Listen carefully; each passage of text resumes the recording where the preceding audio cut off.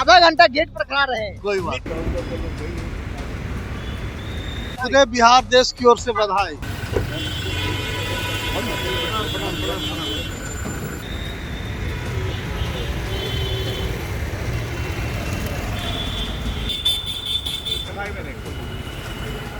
नितिन नवीन के आवास पर कई सारे जो लोग हैं, बड़े बड़े नेता वहां पे लाइन लगे थे कि उनसे मुलाकात हो जाए। नागमणि कुशवाहा भी मुलाकात हो गई। आधे घंटे तक इंतजार करना पड़ा, आधा घंटा गेट पर खड़ा रहे। कोई बात नितिन नवीन जी को बधाई। हम आधे घंटे से खड़ा थे। पूरे बिहार देश की ओर से बधाई। नाराज नहीं ना हुए? नहीं ना, क्यों? चलिए, नागमणि कुशवाहा है, और न सिर्फ नागमणि कुशवाहा बल्कि बीजेपी के कई बड़े नेता, यहाँ तक कि पूर्व विधायक पवन जायसवाल जो बड़े नेता हैं, वैश्य समाज आते हैं, उनको भी लाइन में यहाँ पर खड़ा होना पड़ा और किसी से चूंकि मुलाकात नहीं कर रहे थे। हालांकि उसमें से कई ऐसे खास लोग थे, कई बड़े उद्योगपति जो आए और वो सीधे अंदर जो है वो घुस गए। तो बीजेपी ने बड़ी जिम्मेवारी नितिन नवीन को दी है। नितिन नवीन संगठन में काम करने का एक लंबा अनुभव भी रखते हैं। भाजपा युवा मोर्चा के अध्यक्ष भी रहे, महामंत्री भी रहे, 2006 में पहली बार विधानसभा का चुनाव लड़े और 4 बार के विधायक हैं। तो बिहार सरकार में भी मंत्री हैं, बड़ा विभाग है।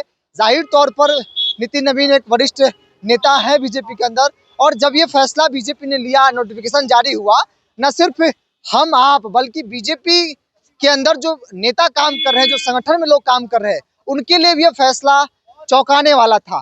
कुछ देर के लिए लोग मानने को तैयार नहीं थे कि नितिन नवीन को राष्ट्रीय कार्यकारी अध्यक्ष बनाया गया है। कई नेताओं को हमने फोन किया, हर व्यक्ति चौंक रहा था कि क्या बोल रहे हैं, ऐसा कैसे? लेकिन ऐसा हुआ। हालांकि जैसे ही लोगों को जानकारी मिली, लोग बधाई शुभकामना देने के लिए नितिन नवीन के आवास पर 3 टेलर रोड जो है वो पहुंचने लगे। इसमें बीजेपी के बड़े बड़े नेता, हालांकि तमाम जो नेता थे उसमें से कुछ सिलेक्टेड लोगों की ही एंट्री अंदर थी।